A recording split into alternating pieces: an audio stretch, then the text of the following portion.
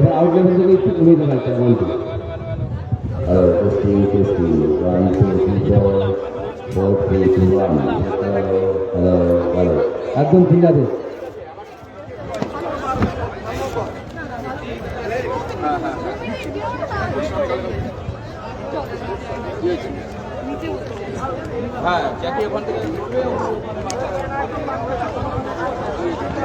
নমস্কার, নিউজ 18 ডিজিটালে আপনাদের সকলকে স্বাগত।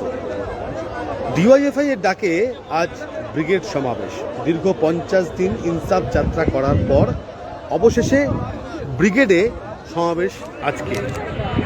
সকাল থেকেই আমরা দেখতে পাচ্ছি যে সারা রাজ্যের মানুষ এই ব্রিগেডের অভিমুখে যাত্রা শুরু করেছে। যদিও এখনো পর্যন্ত যে মূল যে মিছিল সেই মিছিল আপনি কমা করলে তো ছবি একটা দেখা ঠিক আছে।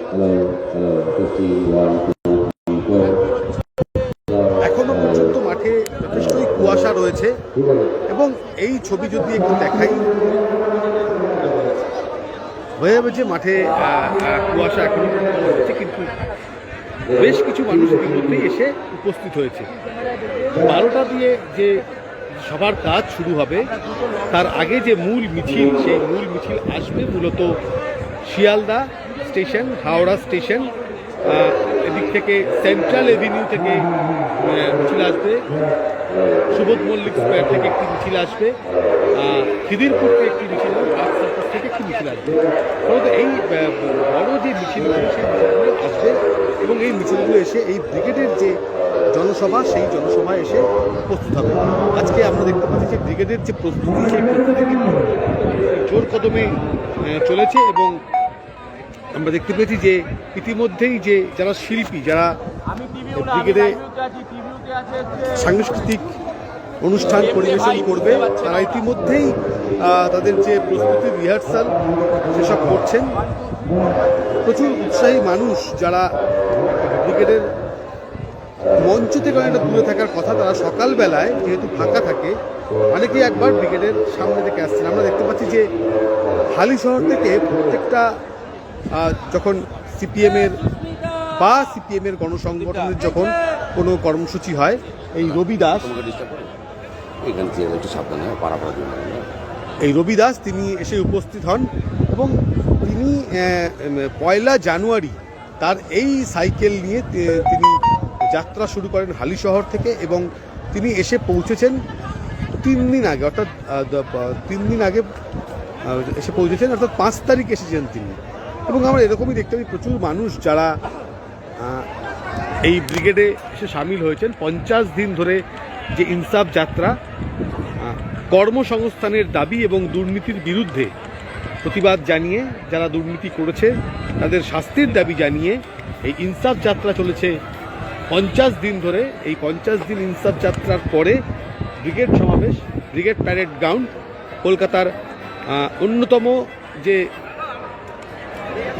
রাজনীতির পীঠস্থান বলা যেতে পারে। এখানে রাজনৈতিক দলগুলি সভা করে এবং সেই জায়গায় দাঁড়িয়ে এখানে কিন্তু একটা ব্রিগেডে সমাবেশ, ব্রিগেডে সভা করা, কর্মসূচি করাটা কিন্তু একটা যে কোনো রাজনৈতিক দলের কাছে একটা বড় চ্যালেঞ্জ।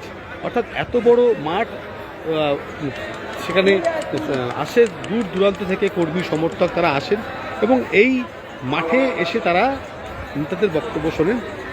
সিপিএমের তরফে বা বামফ্রন্টের তরফে প্রত্যেকটা লোকসভা এবং বিধানসভা নির্বাচনের আগে একটি ব্রিগেড সমাবেশ ডাকা হয়ে থাকে।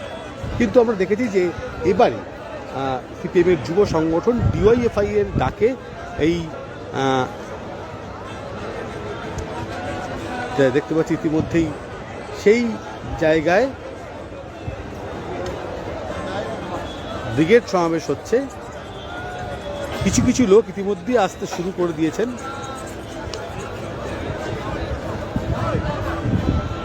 এবং মূলত মিছিলের মাধ্যমেই সেই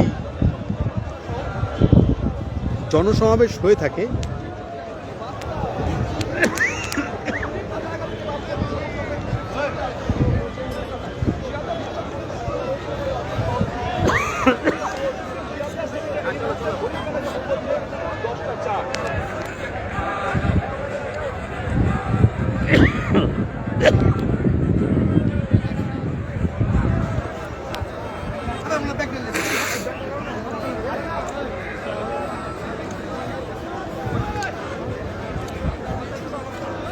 এরকম আরও ব্রিগেডের ছবি দেখার জন্য অবশ্যই আপনাদের চোখ রাখতে হবে।